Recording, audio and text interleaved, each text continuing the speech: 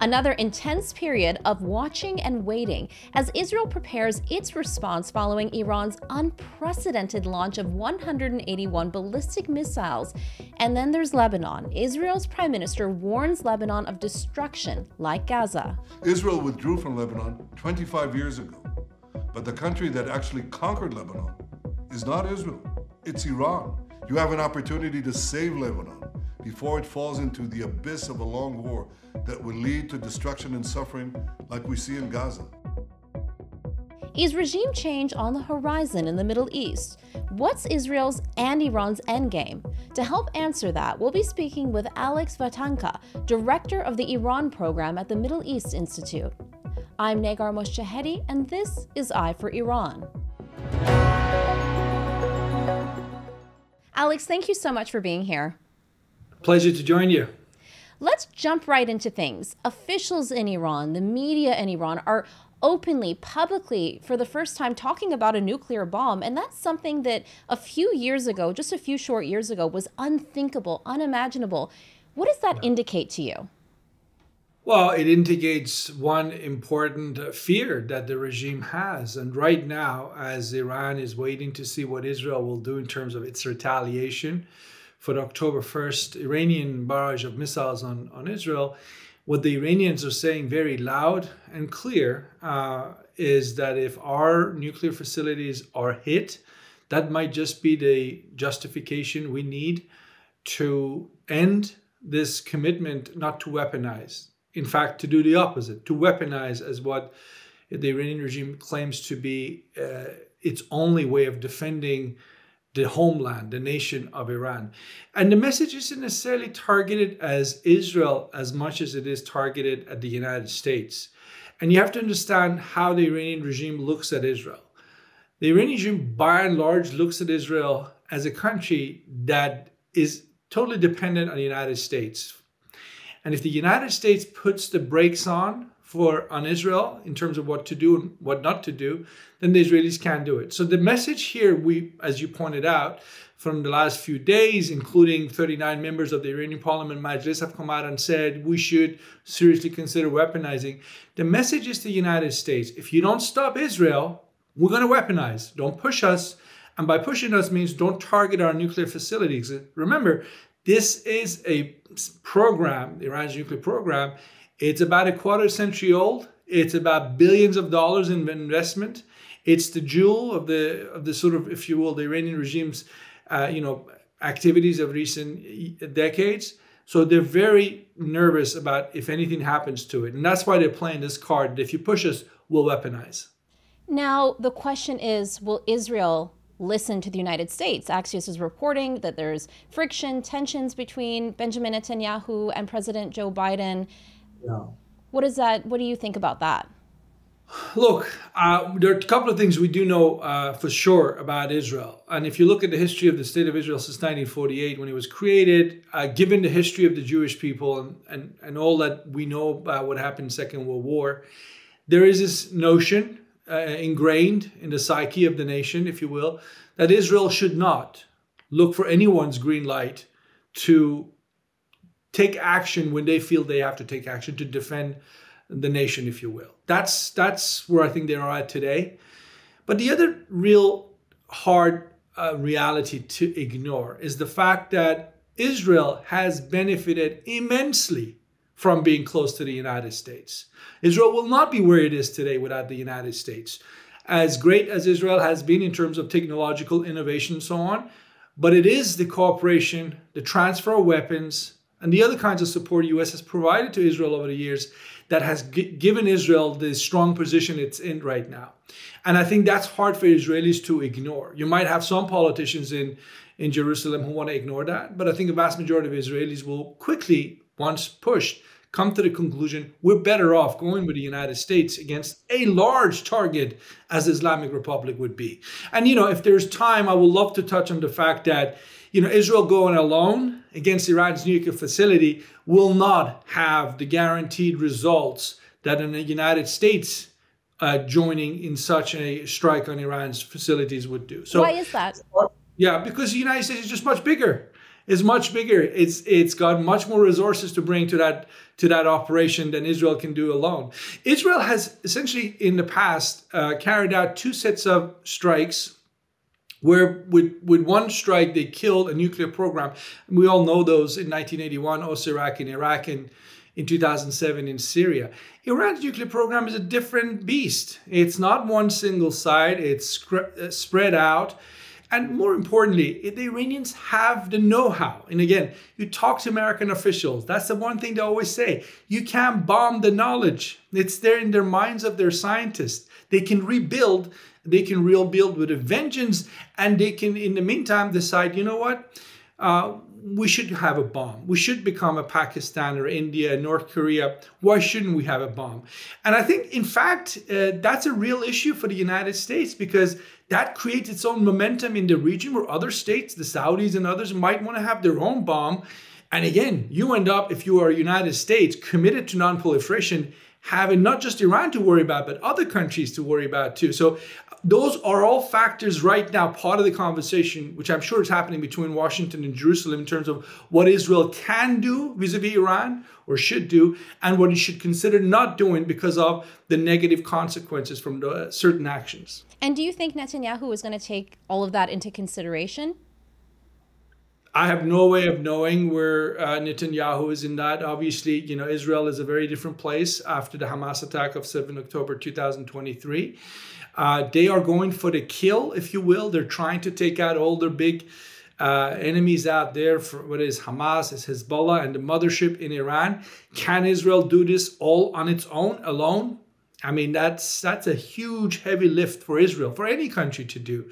So again, it might be that the Israelis, and I'm just purely speculating here because I have really no idea what they're going to do. But it might be that they decide we're going to hit certain sites in Iran. We're going to limit our strikes to military sites, to missile launch sites, to Revolutionary Guards bases, to air defenses. But we stay away from the nuclear sites. We stay away from critical energy like oil refineries, gas processing plants. And we do that not because we can't hit them, but because of 2 things. We don't know if the damage will be enough to really make a difference in the long term. And in the meantime, we don't want to create a diplomatic crisis by distancing ourselves, Israel, from the United States. That whatever happens on Iran should happen in close cooperation with the United States. And if this is the latter, I really think that's a smart move by the Israelis to stay close to the United States, because they can do so much more with the United States than they can do without the United States. And what is it about Iran's nuclear sites that would prevent Israel from having meaningful damage going at it on its own? Look, I mean, they've learned from past Israeli actions. So they have, dug those sites deep in mountain sites, reinforced, infrastructure that they've put up there to protect it. They have, over the last, certainly since 2009 with the cyber attack against their centrifuge programs, learned to, if you will, delink, isolate much of their nuclear activities from the outside world to the extent that they can protect. So they've learned a lot from previous Israeli and American attacks on their program. The other thing we have to really, I guess, be humble enough to accept is that what we're talking about here are the known nuclear sites. And there is the distinct possibility that there are sites, that there are nuclear facilities out there that we don't know about, that hasn't come out and been revealed to us. Again, and with that as a distinct possibility, you have to question whether a military set of strikes is sufficient to, as I said, not damage the program. Damaging the program is easy, but can you kill the program? That's the issue. And what's really interesting is former Israeli Prime Minister Naftali Bennett initially came out with a statement saying now is the opportunity, we have to go for Iran's nuclear sites. And then more recently, he came out with an updated, revised version where he said we actually have to accelerate the regime's downfall to, quote, slow down nuclear acquisition, which is very different from the initial statement. Why do you suppose that is? Look, I mean, the expression of anger real anger that exists in Israel in terms of what Iran is doing as far as Israel is concerned in squeezing Israel. But then, when you have a hard look at some of the key facts here, whether Israel should do this on its own, as I said, whether it can kill the program on its own, these are really tough questions. But then there's really have some other hard facts to look at, and I'm sure they're not missing those. One is that this is an extremely unpopular regime in Tehran. I wouldn't go in and talk about how popular or unpopular the nuclear program is, but nobody can dispute the fact that the Islamic Republic has a vast majority of Iranian people against it for various things that they do, domestic policies, regional and foreign policy. So that's what I think Naftali Bennett is talking about. He's saying, look, the elephant in the room is our biggest, meaning Israel, West in general, tool in the toolbox against the Islamic Republic isn't the Israeli Air Force, is the angry Iranian masses. How do you turn that sentiment against the regime even more so going forward? There are, all sorts of ideas out there in terms of how you can accelerate the downfall of the regime. But again, we have to be humble. People have been talking about the downfall of the Islamic Republic for about half a century now. So if you really want to go for regime change, it can't just be limited to talking points and media messaging campaigns. It has to be far more serious as a project than currently I can point to and say is the case. And can they? I mean, where are we headed? And I think in order to determine where we're headed, we have to know what is Israel's likely endgame here. Is this about regime change in Iran and in Lebanon? Look, I think if the Islamic Republic of Iran tomorrow said Israel is no longer an ideological obsession of ours, we'll forget about it, good luck to the Palestinians, suddenly Islamic Republic would no longer be the sort of threat that it has been for Israel. You have in the Islamic Republic a seriously large, resourceful, powerful country called Iran committed to the destruction of Israel. Now, it doesn't necessarily do it directly. It has done it in recent years by beefing up the proxy network to have groups like Hamas and Hezbollah and others, firing at Israel, enough to damage the morale, if you will, in Israel. And the Israelis, certainly after October of last year, have said they're not going to put up with it anymore, and they're taking the fight to the Iranians. But if the Iranian regime tomorrow decided, for example, as I have written in some of my articles, that Iran could choose to help the Palestinian people by focusing of itself as a member of a coalition in the region with the likes of Saudi Arabia, the other Gulf states, maybe Turkey, maybe others, maybe even Western powers, that says the military solution, if you will, to the Palestinian problem doesn't exist. Fighting Israel, the axis of resistance, that's not the way forward. The way forward is a diplomatic solution. If Iran chooses that path, suddenly the threat perception, I'm sure, from Israel's point of view will be very different going forward. Look, the Israelis don't lose much sleep over Pakistan's nuclear program. You know why? Because the Pakistanis don't go around and say they want to destroy Israel every second day. A lot of what we're seeing in terms of the tensions between Israel and Iran, it's about an ideological commitment that this Islamic Republic has made since 1979, which is ideological. It has nothing to do with Iranian national interest.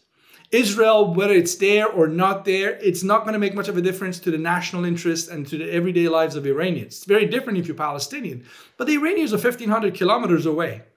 So they have a regime that has chosen to make this issue into a life and death matter. And they can't really justify having brought the country to the brink of war, which is reflected in some of the speeches that you hear from senior officials like Ali Khamenei, who basically wants his cake and eat it too. And what do I mean by that? What I mean is this. He says, we don't want war with Israel, but we're not giving up on enmity, and we want to empower groups like Hamas and Hezbollah to continue taking potshot at Israel forever and ever. That is when you, as the cliche goes, want to fight Israel to the last Arab, right? But what the Israelis have done is they've sort of tried to turn the table on Iran, say you can't do it that way anymore. You are responsible, and as a result, we're taking the fight to you. And now, as a result, we are what we are in terms of heightened tensions that I certainly haven't seen in my lifetime. So what you're saying, if it's fair to say, is that for the Israeli government, it's not about the Iranian people, and for the Iranian government, it's not about the Palestinian people at all.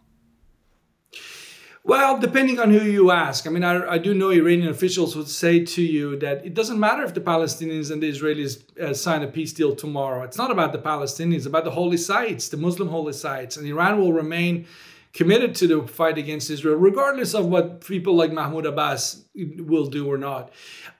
Look, I think the regime in Tehran in 1979, and we can discuss how they ended up picking up this issue of being anti-Israel in the first place. Certainly there was a lot of influence by Iranian leftists who at the time were buying into the narratives that organizations like the Palestinian Liberation Organization would put it out there. So that's how it sort of begins. It's not a national interest matter. I mean, Iran, again, 1,500 kilometers away, could choose to have a very different policy towards Israel. But, you know, there's been 45 years of enmity now. And in the last 15 years, the bad blood between the two sides, things have just gotten worse. With assassination of Iranian scientists, sabotage, Iran continuing to provide billions of dollars and arms to groups like Hezbollah, Hamas. So both sides have taken action against the other. We're essentially been sleepwalking into where we are right now. Even though if you are, you know, logical about this, you take a step back and look at this issue from a bit of a distance and dispassionately, you can say, hang on a minute, what's this fight about again? Because Israel is not taking Iranian land, right? If that's where you want to put it down, it's Palestinians who have a claim on the land. It's not Iran. So Iran could choose. And I think, you know, that could be something, if you are a wishful thinking soul, that could be something that might come out of this process. That, you know, in 6 months' time, if there is no war, that some of these folks in the Iranian regime say, we can't have another half a century of this. We have to go in a different direction because our policies towards Israel have isolated us from the United States, from the West in general. In turn, that has killed the Iranian economy. In turn, that has turned the Iranian people against us. And that is just a bad place to be if you want the regime in Tehran to survive, if you are a supporter of the regime. So for survival of the regime, for being selfish, if nothing else, there is a good case to be made that the Islamic Republic needs to change course on the issue of Israel. At least it needs to start thinking about accepting the very basic decent thing to do, which is accept Israel's right to exist. And then it can get on Israel's case and say, you have a right to exist, but hang on a minute, brother. You have the Palestinians here you also need to accept as your fellow human beings, and let's see what we can do to help them. That leads me to my next question. What is Iran's endgame here? I mean, we went from this position of deniability through their proxies to October 1st, a completely different extreme where they fired nearly or more than 180 rockets and missiles at Israel. What's their endgame? Look, those missiles back in April, I think it was 13, 14 of April, October 1st, they came in retaliation to what the Israelis did to them in terms of killing of Hassan Nasrallah in Beirut, Ismail Haniyeh in Tehran, and hitting the Iranian embassy in Damascus. So that was in retaliation, which takes us to the heart of the matter. Iran doesn't want to have open conflict with Israel, but it's facing, when it's back against the wall, it doesn't want to lose face, and it does what it does, but hoping each time that it won't escalate to a full-out war. Because that, again, is part of the Iranian game plan. The game plan is avoid conflict with Israel in the short term, because conflict with Israel means conflict with the United States, which Iran cannot afford.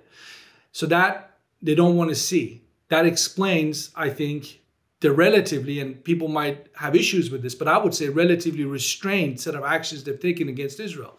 And again, people will have issues with that, saying, what are you talking about? Hundreds of missiles aimed at their... Well, they could have thrown more at Israel than if they wanted to. It was balancing act between saving face, recreating deterrence, saying to the Israelis, if you hit us, we can hit you back, but please, for the love of God, let's end this. Because Iran's hope is that time is on its side, that the best way forward to fight Israel is the long game, a war of attrition through proxies like Hezbollah, like Hamas, like the Palestinian Islamic Jihad, maybe the Houthis, maybe the Hashd al-Shaabi in Iraq. All these, really disposable Arab allies of Iran should do the fighting and keep the fight from the Iranian homeland, if you will. Well, as I said before, the Israelis are saying it's not going to happen that way. We're not going to let you get away with it because we know you're behind it all. And we're going to take the fight to you. And now you have to make a hard decision. Is this fight that you have picked with Israel worth it? Is it worth the survival of the regime? And, you know, that's where we are right now. But as I said earlier, I wouldn't be surprised that certainly after Khamenei's death, that the next set of leaders in Tehran really might decide that it might be good for them, for their own survival, to go in a different direction. And by the way, they've done this before. In 1988, they didn't want to sign a ceasefire with Saddam Hussein after 8 years of fighting him. But when they were faced with hard realities, that's exactly what they did. So in that sense, the regime, looking after itself, sometimes has to make compromises that might surprise us. And at the end of the day, how long can the Iranian regime hide behind their proxies? Because, you know, anytime I speak to an Israeli official, a member of the Knesset, and I talk about the April 1st or April 13th attack, the first time that there was an open and direct attack from Iran to Israel, they say to me, but Iran has been at war with Israel for a number of years and created this multi-front campaign against us. What would you say to that? Look, I would say in terms of messaging to Israel, I have all the sympathy in saying you have every right to fear what Iran intends to do, because just listen to their rhetoric. They're committed to the state of Israel's destruction. But you know what Israel could have done, and could have done a long time ago, is to push ahead with a political solution when it comes to the fate of the Palestinians. Because that's the moment where the Iranians really don't have much to play with. There is nothing attractive about the message of the Islamic Republic. They don't really have anything positive to offer the region. They don't have anything positive to offer to the Iranian people. So how on earth can they offer something positive to the region? Militant Islamism, the version of it that we see in the Islamic Republic today, really has no mass market.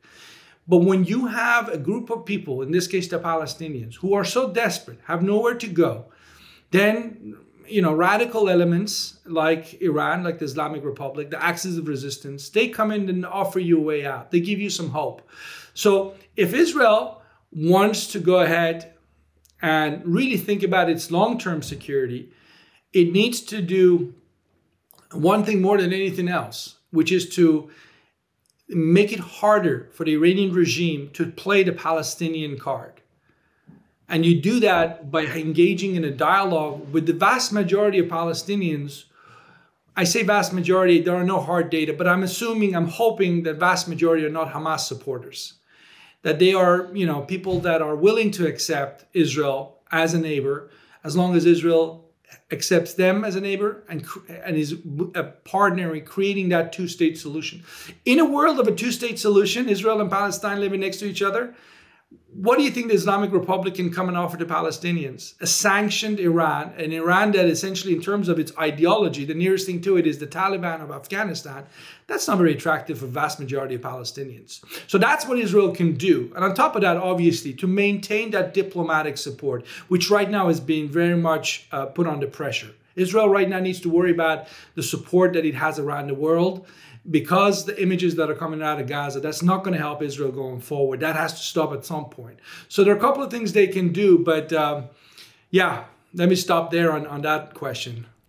Let's move on to Hezbollah now. The pager walkie-talkie explosions, the killing of Hassan Nasrallah and pretty much anybody who reportedly tried to replace him, all of their senior leadership basically gone.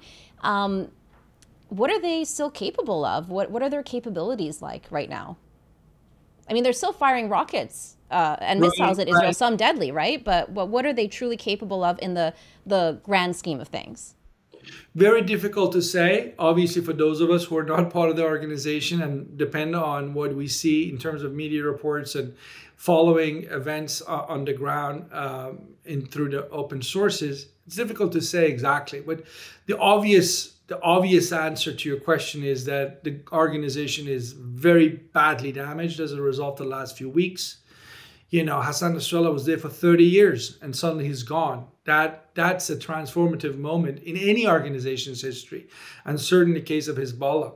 So the Israelis have proven once again, that they have the upper hand when it comes to intelligence operations, infiltrating their enemies. They have done that, not just in Iran, not just in Hezbollah, but across the axis of resistance, it looks like. They have proven that. They have proven that they have the capacity in terms of pinpointing strikes that take out high-value targets.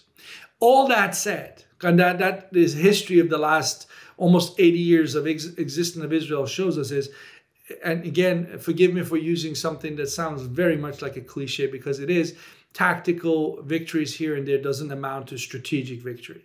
So you can decimate Hezbollah today, but he might come back again and come back bigger at some point. So you've got to go back to fighting your enemies on the battlefield, but also constantly looking for that political solution. How do you help the country of Lebanon wanted to sort of see the end of Hezbollah? That should be part of the agenda for the Israelis, to make sure Hezbollah doesn't come back as a champion, not just Shia Lebanese, but so many Lebanese today, even Christians, look at Hezbollah in ways that would surprise people. So again, Hezbollah being a minion of the Islamic Republic, again, in my book, doesn't have anything good to offer the Lebanese people. And just look at the state of affairs in Lebanon in recent years. But as long as the country's in a state of war and only men with armed weaponry can come to your aid, then groups like Hezbollah, regimes like the Islamic Republic will always find even a small base, but they will have a base from which to operate. And that needs to be something that needs to be prevented going forward. And you can only do that by appealing, if you're Israel, to the Palestinians, the Lebanese, other Arabs, saying Israel isn't just about war and destroying your enemy. It's also about the opposite, to coexist, to cooperate, and look for political solutions. Speaking of that, Prime Minister Benjamin Netanyahu's speech to the Lebanese people in his pre-recorded video, where he was essentially asking them to rise up against Hezbollah. What did you make of that? Look, I think Prime Minister Netanyahu knows the hard realities of what the Lebanese people are suffering from today, and that a lot of Lebanese blame Hezbollah. But here's another hard reality. Hezbollah didn't need to be part of this fight. When they started firing those rockets at Israel 8th of October of last year, it was for ideological reasons. Exactly the way the Islamic Republic in Iran has been pursuing this fight against Israel for ideological reasons. And now the cost for the average Lebanese is going up. I guess the Prime Minister of Israel has wanted to remind the Lebanese that they could be in a very different place if their co-citizens in Hezbollah had not dragged the country to this point. But if Prime Minister Netanyahu thinks a speech from him is going to turn the tables around and reshift the power balance in Lebanon, then again, I think he's been very, very optimistic, if not unrealistic in terms of his expectations. We're not there yet. I'm certainly not someone who is a Lebanon watcher as such, but I don't see any evidence to suggest that Hezbollah is on its way out. And the big question is, if this conflict doesn't result in its elimination, which is a big if, then it's just a question of time before it returns in one form or another. How would you characterize the relationship right now of the Islamic Republic of Iran with its proxies like Hezbollah? I mean, with the taking out of Hassan Nasrallah and Ismail Haniyeh in Tehran on Iranian soil, I would likely be a lot of paranoia right now, I would assume, with regards to a potential mole. What has that done to their relationship, do you think? Look, there's a sense of panic. The head of the Quds force in charge of all the regional operations has been in hiding. If he's not dead, he's been in hiding for a few days, from what I understand. Why is he in hiding? Because he doesn't know who to trust anymore. Yes, I think that lack of trust will have an impact on the and he's been questioned himself too, as well. Right. By so the Iranian government. Freedom of the active resistance members, for sure, right now is not what it used to be. As I said earlier, you have to assume that the entire active resistance has been infiltrated. And, this is something that the regime asked for. Iran would not be as infiltrated today, or Hezbollah for that matter, if they hadn't gotten themselves involved in the various wars in the region. Hezbollah would have been in a different place had it not been In Syria for the last 10 years, when you get to extend overreach, you become exposed, and it becomes easier for intelligence services like the Mossad of Israel to penetrate you. And again, that is what I think where they are at right now, some of these groups. But the other thing to remember is when we talk about acts of resistance, we're talking about a big spectrum. There are groups that are very close, allied, almost identical to the Islamic Republic. Hezbollah in Lebanon, one of them. And then there are organizations that, are much more independent than one might assume. The Houthis in Yemen, I don't think they necessarily look at Ali Khamenei as their supreme leader. I've never seen anyone and the Houthi leadership refer to Ali Khamenei as their supreme leader.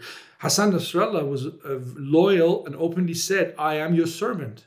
And some of these Iraqi groups in Hashd al-Shabis, they sit at the feet of Ali Khamenei in Tehran, and they say they will do whatever he says. Not all the groups in the acts of resistance necessarily look at Khamenei's words as the final word. They have their own agenda. They operate in local environments where they have to, consider their own political local realities. So we have to be careful. It was never the case that Iran could pick up the phone, call someone, and they would do exactly as Iran asked them to do. Some groups might have done, others would have questioned the orders. But going forward, we have to assume that those people who had doubts, misgivings, or questioned Iranian wisdom will have even more questions going forward, just because of relatively poor performance of the Islamic Republic over the last few months in terms of standing up to Israel or defending itself when some of these operations have been carried out against them.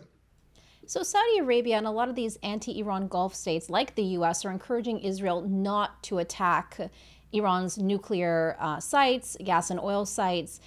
Why is that coming from an anti-Iran country like Saudi Arabia? How do they benefit from this? Well, Saudi Arabia over the last few years has tried very hard not to be an anti-Iran country anymore, at least not openly. If it is anti-Iran, and to some extent it is, it has realized that it doesn't want to face Iran alone. And that's a lesson they learned from the Iranian attacks of 2019, when their oil facilities were hit and they felt that nobody came to their aid. Literally no one, including the United States. That's a Saudi perspective. Nobody came to their aid. So the lesson they learned was make sure you don't become a victim in a shooting war between US, Israel, and Iran. Park yourself aside. Say you have nothing to do with it. If you look at Foreign Minister Araghchi's visit to Saudi Arabia just this week, again, it's all designed to say, we understand that you have a fight with the Americans, and we have close ties with the Americans, but we are not part of the fight that you have with them. So keep us out of this fight. Because there are literally trillions of dollars of investments, infrastructure, economies that are parked on the southern shores of the Persian Gulf that could be at risk in a war, a large regional war, if they don't want to become victims in this. So again, they might have all sorts of questions about Iranian regime's behavior, agenda, but they don't doubt that those missiles can come their way, and they don't want to see those Iranian missiles target and hit them. And that's why they're playing nice with the Iranians, again, on a public level. And this is my last question, just to conclude.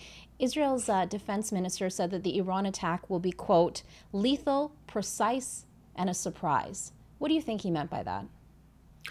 I have no way of knowing what that means, but I can tell you the way they got Hassan Nasrallah, the Israelis, or Ismail Haniyeh, or hit the Damascus building, part of the Iranian embassy in April. I mean, they have the Israeli intelligence have now surprised us so many in terms of being able to carry out operations that you wouldn't have thought were possible. Can they kill more senior Iranian commanders?